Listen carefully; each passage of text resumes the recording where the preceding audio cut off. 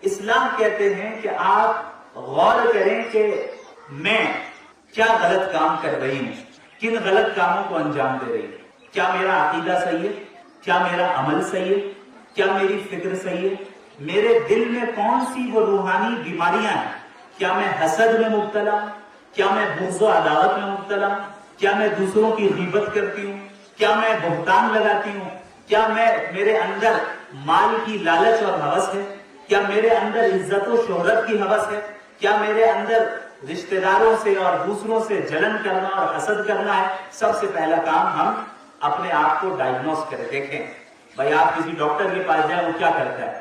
جاتے ہی پہلے دوائی تو نہیں دیتا، پہلے پوچھتا ہے بتاؤ کیسا فیل کر رہی ہو، کیا مسئلہ ہے، کیا تکلیف ہے۔ پہلے وہ آپ کا جائزہ لیتا ہے کہ بھئی بیماری کہاں ہے۔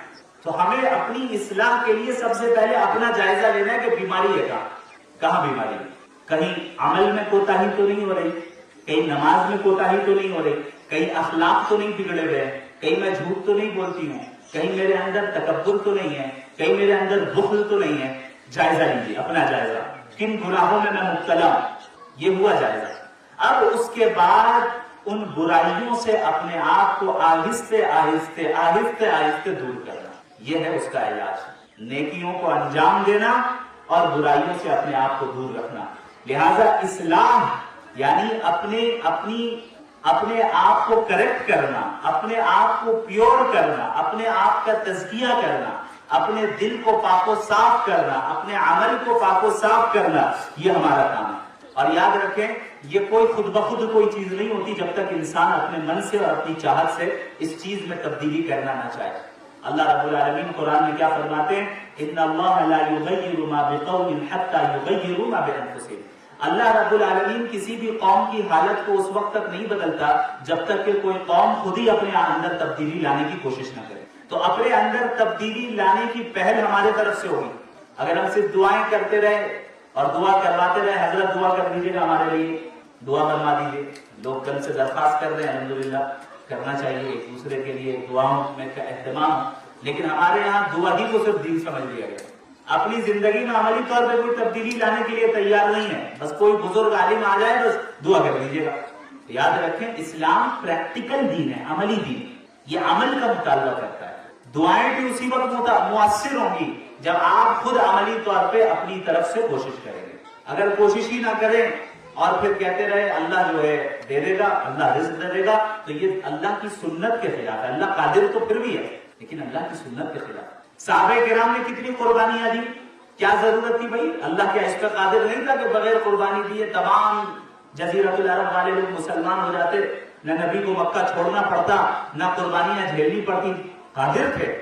لیکن یہ دنیا دارالاسباب ہے، یہ دنیا دارالامتحان ہے۔ یہاں ایک اللہ کی سنت رائج ہے اور وہ سنت یہ ہے کہ انسان عملی طور پہ کوشش کرے اور پھر نتیجہ اللہ کے حوالے کرے۔ لہذا اپنی اصلاح کی خود کوشش کرنا یہ ہماری ذمہ داری ہے، اور اصلاح میں ہمارے عقائد بھی داخل ہیں، ہمارے اعمال بھی داخل ہیں، ہمارے اخلاق بھی داخل ہیں۔ ان تینوں چیزوں کی اصلاح، اعمال، عقائد، اعمال، اخلاق، ظاہر باطن دونوں کی اصلاح کرنا، اپنے آپ کو درست کرنا۔ اور یاد رکھیں یہاں میری مائیں ہیں، بہنیں ہیں، میں آپ سے بلا تکلف یہ کہنا چاہتا ہوں کہ اس وقت امت مسلمہ کی عورتوں کی اصلاح سب سے زیادہ اہم ہے۔ یہ مطلب نہیں کہ مردوں کی اصلاح نہیں ہونی چاہیے، وہ تو ہونی چاہیے۔ عورتوں کی اصلاح سب سے زیادہ ضروری ہے۔ کیوں؟ کیونکہ اس وقت باطل طاقتوں کی نظر میں جو ٹارگٹ ہے وہ مسلمان خواتین ہیں، مسلم عورتیں۔ کیوں؟ کیونکہ مسلمان عورتیں ہی دراصل مرد مجاہد کو بنانے والی ہوتی ہیں۔ یہ عورتوں کی تربیت کا نتیجہ ہے، عورتوں کی پرورش کا نتیجہ ہے کہ مرد تیار ہوتے ہیں۔ مردوں کو مرد بنانے والی کون ہے؟ وہ عورتیں۔ ماؤں کے گود میں اور ان کی تربیت میں پل کر صلاح الدین ایوبی بنے۔ ابو حنیفہ، مالک، شافعی، احمد بن حنبل، امام بخاری، مسلم، اب بڑے بڑے علماء اسلاف ہمارے گزرے۔ آپ ان کی زندگیوں کو پڑھیں اور دیکھیں گے کہ کیسے ان کی ماں کا، ان کی بہن کا رول اس میں داخل ہے۔ بہنوں کا رول، کسی میں بیویوں کا رول، کہیں ماؤں کا رول داخل ہے۔ ان کی تربیت کا نتیجہ نکلا کہ بخاری بنے، ائمہ مجتہدین بنے۔ کتنی قربانیاں ماؤں نے دی انہیں تیار کرنے کے لیے۔ تو باطل طاقتوں نے یہ حربہ اختیار کیا کہ عورتوں کو بگاڑ دو. جب مسلمانوں کی عورتیں بگڑ جائیں گی تو آئندہ کی نسل میں اللہ والے پیدا نہیں ہوں گے.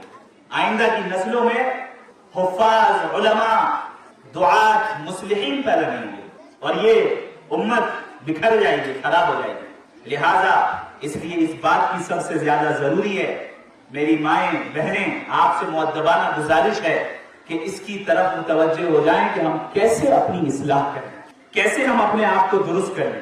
اور یاد رکھیں نبی کریم صلی اللہ علیہ وسلم نے فرمایا کہ تم میں سے ہر شخص ذمہ دار ہے، وَكُلُّكُمْ مَسْئُولٌ عَنْ رَعِيَّتِهِ، تم میں سے ہر شخص اپنی ذمہ داری کے متعلق اللہ کے یہاں جواب دہ ہوگا، اس سے سوال کیا جائے گا. ایک عورت ہے، ایک ماں ہے، اس ماں سے اس کے بچوں کے تعلق سے قیامت کے دن سوال ہوگا کہ تم نے کیا تربیت کی، کیسے تم نے اسے تیار کیا، اس کے دل میں مال کی محبت داخل کی، دنیا کی محبت داخل کی، یا اللہ کی محبت تم نے داخل کی. تم نے اپنے شوہر کو دینی راستے میں کام کرنے کے لیے ترغیب دی کہ نہیں دی، اس میں تم معاون بنی یا نہیں بنی، تم نے کیا کنٹریبیوٹ کیا، تم نے کیا حصہ لیا اس دین کی ترقی کے لیے، تمہارا گھر کا نظام کیسا چلتا تھا، تم گھر کے نظام کو درست طریقے سے سنبھالتی تھی یا نہیں سنبھالتی تھی.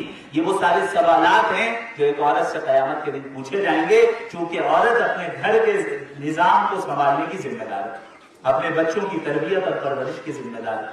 یہ سوال ہوگا اور یاد رکھیں ان سوالات کا جواب دیے بغیر اللہ کے سامنے سے کسی کا قدم ہل نہیں سکتا ہے. ایک ایک کر کے سوال ہوگا، تم نے کیا کیا، اپنی جوانی کو کہاں لگایا، جو مال ملا کہاں سے حاصل کیا، وہ مال کہاں کا خرچ کیا، جو علم تم نے حاصل کیا اس پہ کتنا عمل کیا. وہ سارے سوالات ہیں جن کا جواب دیے بغیر قیامت کے دن کوئی چارہ نہیں. تو کیا ہم اور آپ ان سوالات کا جواب دینے کے لیے صحیح معنی میں تیار ہیں؟ ہر ایک انسان اپنے آپ سے پوچھے کیا ہمارے اعمال اخلاق ایسے ہیں کہ ہم ان تمام چیزوں کو صحیح طریقے سے جواب دے سکیں اللہ کے سامنے. لہذا خواتین جو ہماری مائیں ہیں، بہنیں ہیں، ان کے ہاتھ میں پوری جنریشن ہے، ایک نئی جنریشن، ایک نئی نسل جو اللہ والی نسل ہو یا دنیا والی نسل ہو. یہ پورا معیار اس کا مدار اس پر ہے کہ آپ کیسی تربیت کر رہے ہیں. تو آپ کا بہت بڑا حصہ ہے، آپ کا بہت بڑا رول ہے. اگرچہ دنیا والوں نے یہ پڑھا دیا کہ مسلمان خواتین تو بڑی بیکورڈ ہیں، انہیں حجاب میں رکھا جاتا ہے، غلام ہیں، آزاد نہیں ہیں، ان کا تو کوئی حصہ ہی نہیں ہے. سب جھوٹ ہے، پروپیگنڈا ہے.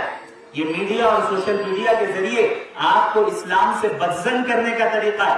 ورنہ اسلام نے تو آپ کے ساتھ شہزادیوں والا معاملہ کیا ہے، آپ کے حوالے پوری نسل کو کیا ہے کہ اتنا بڑا کام اللہ نے آپ کے سپرد کیا کہ پوری جنریشن کو آپ کو تیار کرنا ہے. لہذا اس بات کا عزم کر لیں ابھی اور اسی مجلس میں کہ ہم اور آپ آج سے، ابھی سے، اسی وقت سے اپنی اصلاح کریں. اب اصلاح کا طریقہ کیا ہوگا؟ چند چیزیں ہیں جن کو ہمیں آج سے ہی اپنے ڈیلی شیڈیول میں داخل کر لینا ہے، روز مرہ کے جو نظام الاوقات ہمارا ہے اس میں داخل کرنا ہے. سب سے پہلی اور اہم چیز، اپنا اور قرآن کریم کا ایک رابطہ قائم کریں. اپنا رابطہ قرآن کریم کے ساتھ مضبوط کریں. یاد رکھیں ہمارے یہاں ہر قسم کی یہ کتابیں پڑھی جا رہی ہیں، جو سب سے زیادہ کتاب چھوڑی گئی ہے وہ قرآن. سب کچھ پڑھ رہے ہیں ہم لوگ، قرآن نہیں پڑھ رہے. ہم نے یہ سمجھ لیا قرآن صرف جھاڑ پھونک کی کتاب ہے، صرف قرآن خوانی کرنے کی کتاب ہے. کسی کا انتقال ہو جائے تو بلا لو چند مولانا کو، علماء کو بلا لو، مولویان کرام کو بلا لو، وہ آئیں گے اور تلاوت کریں گے، چلے جائیں گے. نیا گھر لیا ہے، نئی دکان لی ہے تو آ جاؤ قرآن خوانی کر لیں، سورہ بقرہ پڑھ لیں، یہ پڑھ لیں، برکت آ جائے گی، ہو گیا. بہت دیندار تو آیت الکرسی گھر میں لٹکا دو، قرآنی آیتیں گھر میں لٹکا دو. ہم سمجھ رہے ہیں ہم نے قرآن کا حق ادا کر دیا. یہ دراصل شیطانی دھوکہ ہے. قرآن کریم نازل ہوا تھا تدبر کرنے کے لیے، غور و فکر کرنے کے لیے، سمجھنے کے لیے، ہدایت حاصل کرنے کے لیے. ہم نے اس کتاب کو محض برکت والی کتاب بنا کے رکھا ہے. اس میں کوئی شک نہیں کہ اس کتاب میں برکت ہے، لیکن محض برکت دینے کے لیے یہ کتاب نہیں آئی، یہ تو ہدایت دینے کے لیے آئی نا. اب جب ہم سمجھیں گے ہی نہیں کہ قرآن کریم میں کیا اللہ نے فرمایا تو ہدایت کہاں سے حاصل ہوگی. لہذا سب سے پہلا کام، میری ماؤں اور بہنوں آپ سے گزارش ہے، قرآن سے اپنا رشتہ جوڑیے. اگر آپ میں سے کوئی ایسا ہے جس کو قرآن پڑھنا نہیں آتا، وہ آئے جامعہ بنیت العلوم آئے، علماء سے رابطہ کریں، मुअल्लिमात से राब्ता करें और कुरान पढ़ें, तजवीद सही करें, नाजरा करें, पढ़ें। अब जिनका नाजरा दुरुस्त हो गया, कुरान पढ़ना आ गया, अब अगला लेवल उनके लिए यह है कि अब कुरान को समझने की तरतीब बनाएं। अब यहाँ पर मुझे नहीं मालूम बालिगात के लिए निजाम है या नहीं है तो मैं गुजारिश करूंगा कि हो, और अगर है तो बहुत अच्छी बात है, उससे इस्तिफादा करें कि कुरान करीम के हल्के लगें, कुरान करीम को सिखाया जाए। अल्लाह कुरान में क्या फरमा रहा है, अल्लाह क्या कह रहा है, ये हमें समझना है, ये हमें जानना है और सही तरीके से समझना है। जब हम ये करेंगे तो कुरान के साथ हमारा रिश्ता मजबूत है। और याद रखें, कुरान की तिलावत का एहतमाम किया करें अपनी जिंदगी में। रोजाना आप आधा सफा पढ़ें, लेकिन रोजाना पढ़ें, इसकी बड़ी बरकत आप अपनी जिंदगी में देखेंगे। कुरान करीम की तिलावत की बरकत से अल्लाह रब्बुल आलमीन आपके बहुत से कामों को आसान फरमाए, नेकियां भी मिलेंगी, अल्लाह का तकर्रुब भी हासिल होगा। लिहाजा सबसे पहला काम, अपने आप को कुरान के साथ जोड़ें, कुरान की तिलावत, उसको समझना, उसमें तदब्बुर करना और उलमा से उसको सीखना कि भाई अल्लाह रब्बुल आलमीन क्या फरमाते हैं, और रोजमर्रा की जिंदगी में रोजाना तिलावत का एहतमाम करना और कुरान को समझने का एहतमाम करना, ये करना है हमें इंशाअल्लाह। दूसरा काम इस्लाह के लिए यह है कि हम अपने दिल को साफ करें। देखिए हमारे यहाँ बिलखुसूस खवातीन में यह सिलसिला बहुत होता है कि जहां 4-5 खवातीन एक साथ बैठ गई, अब जो है दूसरों का तज़किरा हो रहा है, दूसरों पर तबसरे हो रहे, किसी की गीबत हो रही है, अरे तुम्हें मालूम है फुला ने ये कर दिया, फुला के साथ ऐसा हो गया, अरे फुला झूठ बोलती है, फुला ऐसा करती है, फुला वैसा करती है। ये बड़े खतरनाक अमाल है, इतना खतरनाक अमल है कि इंसान के नेक अमाल जाया हो जाते हैं और उस इंसान की माफी अपनी इस्लाह करें।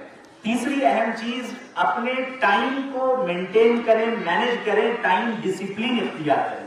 आज सोशल मीडिया का जमाना है, हर एक के पास मोबाइल है, सब जानते हैं कैसे इंस्टाग्राम में हम लोग रील्स देख रहे हैं, कैसे फेसबुक में रील्स देख रहे हैं, यूट्यूब में शॉर्ट्स देख रहे हैं, लॉन्ग वीडियोस भी देख रहे हैं, शॉर्ट वीडियोस भी देख रहे हैं। सोशल मीडिया का एल्गोरिदम ऐसा बनाया गया है कि आपको ज्यादा से ज्यादा देर तक मोबाइल में कैसे रोका जाए, आप टिके रहे। आप देखेंगे कि आपको जिन वीडियोस को देखने में दिलचस्पी होती है, उसी तरह की वीडियो आपको रिकमेंड होगी वहां पे, बार बार आप देखते जाएंगे। आपने मोबाइल खोला कि भाई 10 मिनट में एक वीडियो देखना है, पता चला 2 घंटे गुजर गए 50 वीडियो देखने में। ये क्या है? हमारे वक्त का जिया।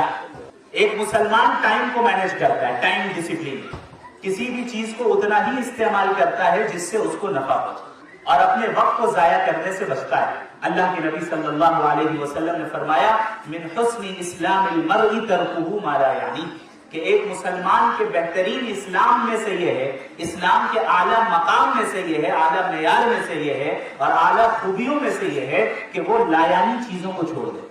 वो चीजें जो आपको नफा नहीं पहुंचाती, फजूल चीजों में इंसान मुब्तला रहकर अपने वक्त को जाया करे, ये नहीं होना चाहिए। चौथी चीज ये है मेरी माँ और बहनों, अपना नेक लोगों का हल्का बनाइए, नेक लोगों की सोहबत इख्तियार कीजिए। इंसान जिसकी सोहबत इख्तियार करता है, जैसी दोस्ती करता है, जिसके साथ उठता बैठता है, उसका असर पड़ता है। अगर आपने ऐसे लोगों के साथ दोस्ती की और उनके साथ उठना बैठना आपका हुआ जो सिर्फ दुनियादारी में मुब्तला है, अल्लाह को याद ही नहीं करते, गीबत में मुब्तला है और फिर बुराइयों में मुब्तला है, तो क्या होगा? वो बुराई हमारे अंदर भी दाखिल होगी। अगर हमने अपने आप को नेक लोगों के इर्द गिर्द कर दिया, जो नमाज पढ़ने वालियां हैं, अल्लाह को याद करने वालियां हैं, अगर हमने उनके साथ उठना बैठना किया, जिनके दिलों में बीमारियां नहीं है, इखलास है, अल्लाह की मोहब्बत है, तो क्या होगा? उसका फायदा भी हमें पहुंचेगा। लिहाजा ये 4 चीजें ऐसी हैं जो हमें अभी से इख्तियार करनी है। कुरान करीम की पाबंदी, दूसरी चीज अपने दिल की सफाई, हर बीमारी से, हर बुराई से, तीसरी चीज वक्त को मेंटेन करना, वक्त के जिया से बचना, चौथी चीज अपने आप को नेक लोगों के इर्द गिर्द करना। करेंगे इंशाअल्लाह हम सब। जब हम इन चीजों को करेंगे तो अब हमारा इस्लाम का सफर शुरू हो जाएगा। आहिस्ते आहिस्ते हम अपने नफ्स की